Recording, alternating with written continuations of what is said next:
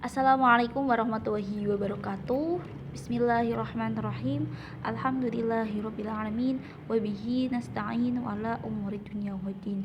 Wassalatu wassalamu ala asyrafil anbiya'i wal mursalin sayyidina wa maulana Muhammadin wa ala alihi wa sahbihi ajmain, amma ba'd.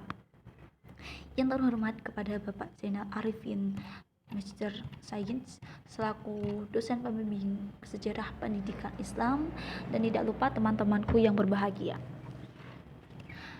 Pertama-tama, sebelumnya perkenankan saya Alfia Ainun Nikmah, mahasiswi IAIN Kudus, program studi agama Islam, pendidikan agama Islam semester 3 NIM 19101100019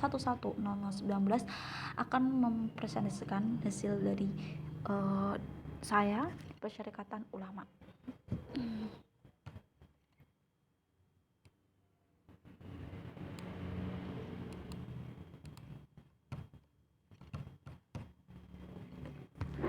Yang pertama yaitu biografi pendiri Persyarikatan Ulama yang didirikan oleh Kiai Haji Abdul Halim.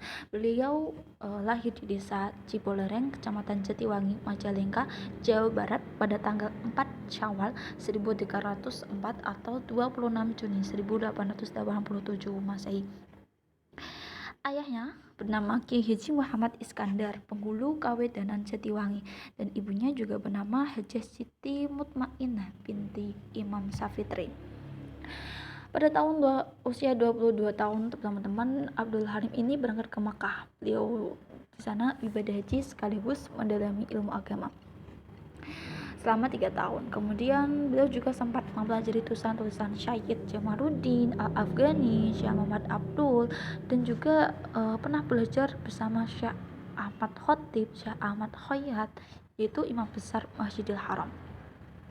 Kemudian pada tahun 1911 teman-teman, beliau ini kembali ke Indonesia, dan setelah kembali ke Indonesia beliau ternyata juga aktif di bidang organisasi. Pada tahun 1912 beliau ini menjadi pemimpin Syarikat Islam cabang Majalengka. Pada tahun 1928 beliau ini diangkat menjadi pengurus Majelis Ulama yang didirikan oleh Syarikat Islam bersama kawan-kawannya. Ia juga menjadi anggota pengurus MIAI, yaitu Majelis Islam A'la Indonesia, yang didirikan pada tahun 1937.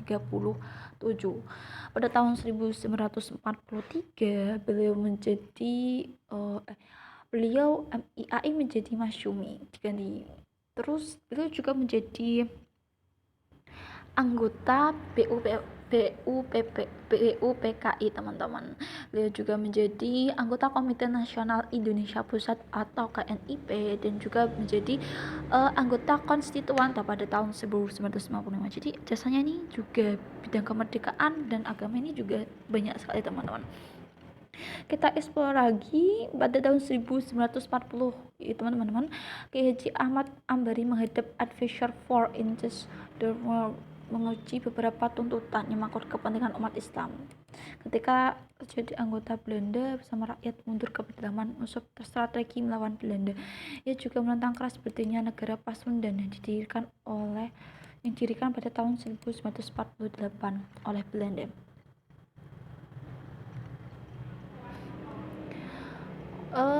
Selanjutnya teman-teman, beliau ini juga memperjuangkan kemerdekaan dengan gerilya di Gunung Ciremai, yaitu yang dipimpin oleh beliau dengan menentang nikah Belanda.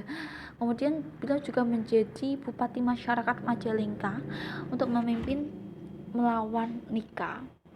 Itu lokasinya Santri Asrama. Dianggap nikah ini sebagai pusat pertahanan TNI dan Laskar, sehingga sebagian hancur karena dibom nikah. Dan teman-teman, Kiai Haji Abdul Halim ini juga pernah ditangkap oleh Belanda, menantunya dan juga anak dan menantunya. Namun dia tidak menyerah teman-teman. Dia bisa melepas dan menentang gerakan Haji Syarif untuk mendukung Belanda. Setelah perang kemerdekaan pada tahun 1952 dilakukan difusi antara Persatuan Umat Islam Indonesia dengan Persatuan Umat Islam Indonesia PUII, dan karena Ahmad Sanusi ini wafat, beliau diangkat menjadi ketuanya. Pada tahun 1951 teman-teman, Kiai Haji Abdul Halim ini terpilih menjadi anggota DPRD tingkat 1 Jawa dan tahun 1956 dia akan menjadi anggota konstituan. Beliau juga memimpin redaksi, penanggung jawab majalah Sora PO, majalah Asuraj, majalah Asura, majalah Pelita, serta mengisi kolom ruangan hadis. Jadi beliau juga seorang organisator, perintis, penulis, dan lain-lain. Jadi videonya ini banyak sekali. Sebenarnya ada beberapa karya, namun dari kitab-kitab karangan beliau itu hanya masih 3, yaitu Kitab Petunjuk Bagi Sekalian Manusia, Ekonomi dan Koperasi Islam, dan Ketetapan Pengajaran di Sekolah Ibtidaiyah sebagai ketuanya teman-teman. Pada 17 Mei beliau ini meninggal dunia di Santi Asrama. Jadi beliau meninggal dunia teman-teman.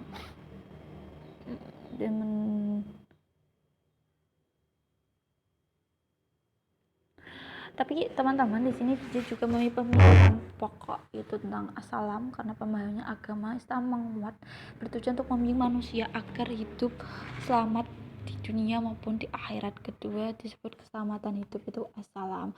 Jadi konsepnya berarti ada 3, konsep assalam, konsep asrama, dan konsep santri lucu.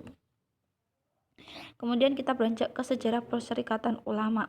Jadi pada tahun 1911 atas cita-citanya beliau mendirikan pendidikan agama Islam dengan bentuk yang sangat sederhana, itu terbuat dari bambu.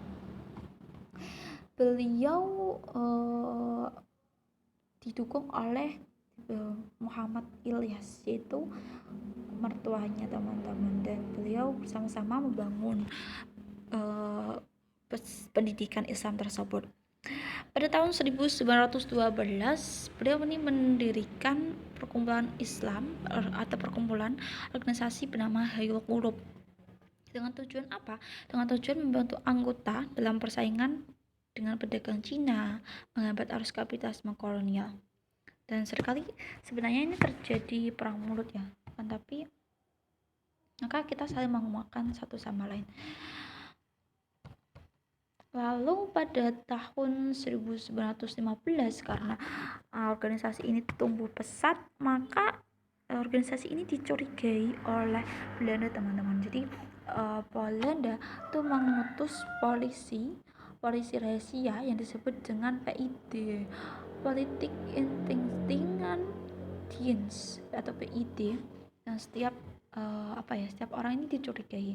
Lalu pada tahun 1915 teman-teman, organisasi ini dibubarkan. Tetapi meskipun organisasi ini dibubarkan, kegiatannya masih berjalan semestinya meskipun secara gerilya. Pada tahun 1916 Mei beliau mendirikan Jami'iyah I'ana al-Muta'alimin sebagai upaya apa? Ini meneruskan bidang pendidikan. Ini pendidikannya berkelas dengan 5 tahun. Jadi pendidikannya kan ini 6 tahun. Nah, ini 5 tahun, teman-teman. Sekolah ini mendapatkan kritikan, teman. Jadi waktu pertama kali ini tidak setuju, akan tapi beliau nanti ada pengembangan lagi. Jadi setiap pengembangan pendidikan itu ada. Maka apa yang dilakukan oleh Kiai Haji Abdul Halim teman-teman, beliau ini mengadakan hubungan dengan Jamiat Khairat Al-Irsyad di Jakarta. Nah, mereka menyebut dengan tinggi mendorong pemerintah. Dia juga didorong oleh sahabatnya yaitu Cokroaminoto, Presiden Syarikat Islam waktu itu, dan akhirnya beliau ini mendirikan apa? Persyarikatan Ulama pada tahun 1917. Organisasi ini baru diakui Belanda pada tahun 21 Desember 1917. Namun pada tahun 1924 operasi organisasi ini sampai ke seluruh Jawa, Madura, dan bahkan pada tahun 1937 ini menyebar ke seluruh Indonesia. Lalu apa yang dilakukan beliau untuk mengembangkan pendidikan untuk berhasil menyokong dana pada tahun 1927, beliau mengembangkan usaha pertanian. Terus pada tahun 1930 beliau mendirikan percetakan. Lalu dia juga mendirikan Yayasan Yatim Piatu yang dikelola oleh Perserikatan Ulama atau Fatimiyah.